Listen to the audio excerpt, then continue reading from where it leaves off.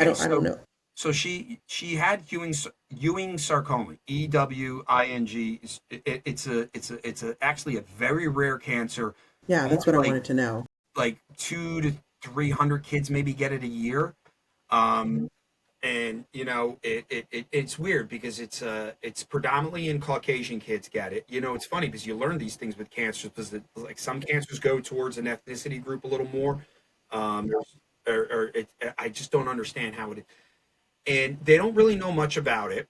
Uh, here's the thing that's frustrating: the last um, treatment for it was approved treatment for it was they figured it out during the Reagan administration. So that tells you how much how much thought really goes into pediatric cancer. And so this is where I'll get into it because so we do these scans and it's in her lungs too. They call us. They tell us it's in her lungs. Now it's stage 4, but they don't use stages in kids.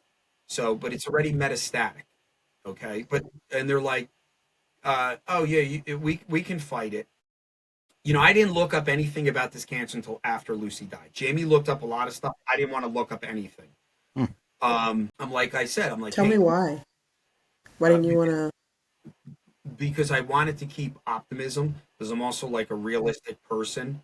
Because one of Hmm. the I'm like I said the first time I met them, I'm like, do we have to start like talking about hospice or end of life care? They're like, no, no, no, we're not there. We don't think we're going to be there or anything like that. So so I just wanted to be prepared, and I'll go into the ask me about the why I was so adamant about making sure hospice we had that in a little bit. So, so it's stage 4. So they have a protocol that they do for Ewing sarcoma. 14 treatments of chemo and then radiation. So it's 14 treatments. So it's the first one is like a 2-day, and then the next one it's like every third week. It's like a 7-day or a 6-day. So she had to stay. We were living at the hospital during those times. And then in between that, she has to get surgery to remove the cancer in her on her bones.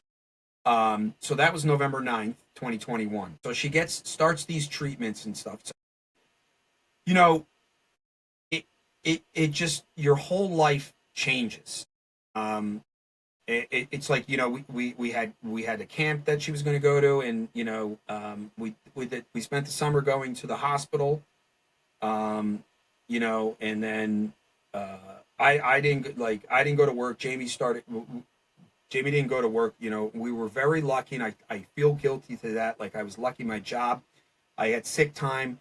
My chief and captain at the time donated sick time, and then when the new chief came in, he was like, because I remember when he was the lieutenant did the scheduling, I gave him a letter from Dr. Laurie explaining Lucy's prognosis with cancer and what was going on and everything.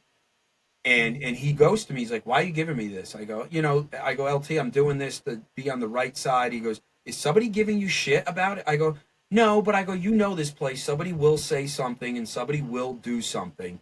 He's like, you're Right. right. So I just wanted to be like, if somebody said, and I'll talk about it now. So when we found out that Lucy's cancer didn't go away in her lung in 2022, like literally her birthday, her 9th birthday, they told us, she felt bad, Dr. Lori calling us. And we were supposed to start radiation, but she started doing a different type of chemo.